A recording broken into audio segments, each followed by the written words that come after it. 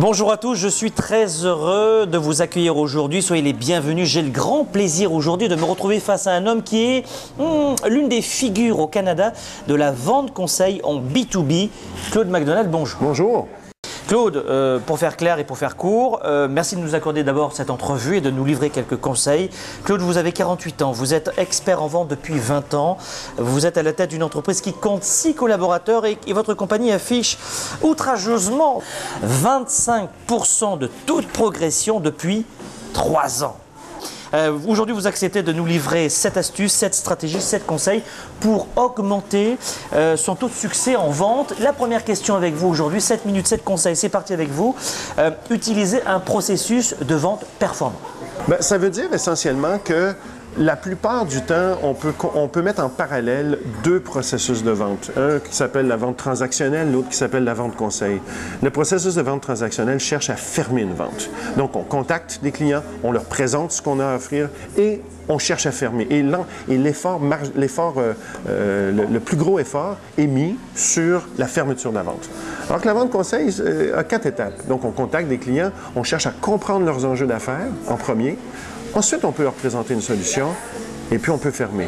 80% des efforts dans un processus de vente conseil doivent être mis sur la découverte et la présentation. Sinon, on finit par se négocier que sur le prix et on ne crée aucune valeur.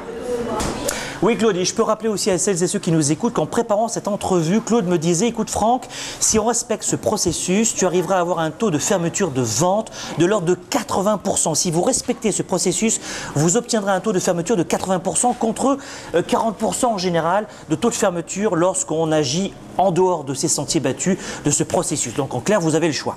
Numéro 2, conseil numéro 2 avec vous, Claude, entrez en contact avec des fans. Des fans. Des fans. Oui, des fans, en fait. Un fan, c'est quelqu'un qui est un décideur. Pourquoi un fan? F pour finance, c'est-à-dire quelqu'un qui contrôle les finances. Quelqu'un qui a une certaine autorité, une responsabilité des finances.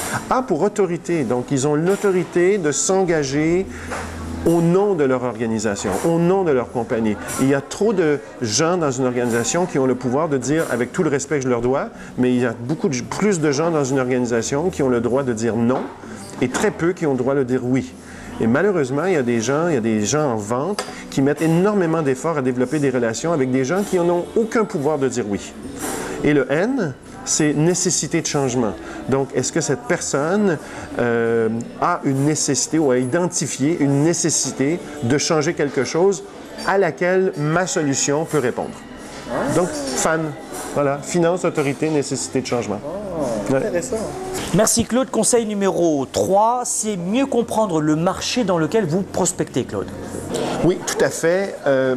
Trop de gens en vente s'aventurent chez des clients sans connaître l'industrie dans laquelle ils prospectent.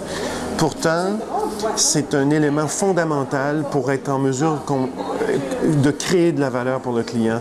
Vous voulez bâtir votre crédibilité rapidement, référez à des lectures, à des recherches, à des observations que vous avez faites dans le marché où le client opère. Et si vous ne faites pas ça, vous vous comportez comme la majorité des vendeurs et vous ne créez aucune valeur dans le processus de vente.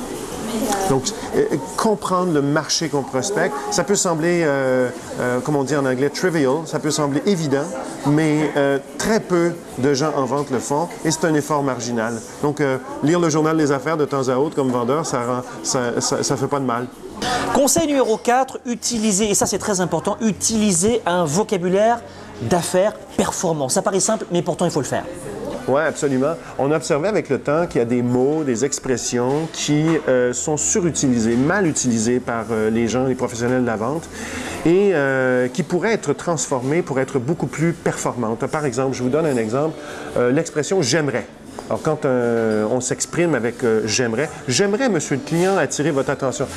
Et moi, quand une personne en vente me présente un argument sous la forme « j'aimerais », je me dis « je me fous bien de ce que tu aimerais ». L'alternative, il est important pour vous, il serait important de, mais j'aimerais, on s'en fout. Donc, le focus, et quand je dis il serait important pour vous, je mets le focus sur le client et non pas moi comme vendeur. Hein? Donc, la vente conseil, c'est c'est une vente qui s'articule autour du client et non pas autour du vendeur. Hein? Donc, les mots sont importants. D'autres mots, expliquer, par exemple. Expliquer voudrait dire « je comprends, mais vous ne comprenez rien ». Hein? Préciser, apporter, donner des détails, préciser des informations, beaucoup mieux que expliquer. Hein? Le mot « besoin ». Le mot « besoin » en vente est surutilisé, mal utilisé. Un besoin, c'est quelque chose de fondamental. Être vêtu, être nourri, être logé sont des besoins. Nos clients n'ont pas de besoin. Ils ont des préoccupations, des attentes, des désirs, mais pas de besoin. Donc, le mot « besoin » est à proscrire. Donc, voilà 3 exemples de mots qu'il faudrait exclure de notre vocabulaire. Et le conseil parmi tous les conseils, c'est le numéro 5. Écoutez bien, c'est celui-ci, c'est créer de la valeur pour ne pas vous battre sur les prix, Claude. Bien, j'en ai glissé un mot tantôt. Essentiellement, comment créer de la valeur dans le processus de vente? Il faut amener le client à réfléchir avec nous sur des aspects auxquels il n'a pas réfléchi. Notre rôle de vendeur n'est pas de présenter une solution. Il faut être plus utile que notre site web ou des brochures. Il faut contribuer à la réflexion du client. Donc, si le client investit 1 heure avec nous de son temps, il faut que cette heure lui rapporte en termes de bénéfices. Donc, en termes de découverte et en termes de vision, il faut que ce soit valable pour le client. Donc, si le client décide de passer 1 heure avec nous, il faut qu'à la fin de la conversation, le client soit capable de dire « Ah, j'ai passé 1 heure avec Franck. Une chance que j'ai passé 1 heure avec Franck. Et j'ai pas passé 1 heure à me faire compter toutes sortes de balivernes, toutes sortes de choses qui ne me sont pas utiles à moi comme client. Okay? Donc, et comment on fait ça? On fait ça à travers un processus de questionnement. Pourquoi? Parce que les gens accordent plus de valeur à leur propre conclusion qu'à ce qu'on leur dit gratuitement. Merci Claude. Le conseil numéro 6, c'est mettre l'accent sur les bénéfices pour le client. C'est ça, Claude, on pense au client. Les bénéfices, c'est quelque chose d'émotif. Hein? Et le meilleur exemple que je peux vous donner, c'est Michelin. Donc, le bébé dans le pneu. Si Michelin vendait des pneus et voulait vendre que des pneus, il vendrait quoi? On montrerait un 4x4 avec 4 beaux pneus Michelin? Non, on monte un bébé à l'intérieur d'un pneu. Pourquoi? Parce qu'on vend la sécurité, on vend le sentiment de prendre soin de ce qui nous est cher. Et donc, quand on vend, il faut mettre l'accent sur les bénéfices pour le client, ce qui est important émotivement pour lui. Et enfin, le dernier, et c'est déjà la fin malgré tout, c'est le conseil numéro 7, c'est bien qualifier les opportunités. Bien qualifier les opportunités, ça veut dire quoi, Claude? Ça veut dire quoi? Ça veut dire que, malheureusement, nous, on observe, surtout dans la vente auprès de comptes majeurs, il y a des gens en vente qui, suite à un processus de découverte, vont regarder leurs notes, dans leur cahier, et vont identifier une série d'opportunités, c'est-à-dire une série de solutions qu'ils pourraient présenter à leurs clients. Mais ils ne s'interrogent pas sur l'ordre de priorité qu'ils devraient accorder à ces... Ils présentent tout. Et malheureusement, ils ne ramassent pas tout. Donc, quand je dis qualifier les opportunités, il y a 4 questions fondamentales à se poser. La première, c'est est-ce qu'il y a vraiment une opportunité? Et trop souvent, on ne se pose pas la question. La deuxième, est-ce que c'est profitable pour ma compagnie et moi-même de poursuivre cette opportunité? La troisième, c'est est-ce qu'on peut se battre avec la concurrence? Et la quatrième, c'est est-ce qu'on peut gagner? Et si on ne se pose pas ces 4-là, ben on risque de courir plusieurs lapins en même temps sans obtenir quoi que ce soit. Voilà.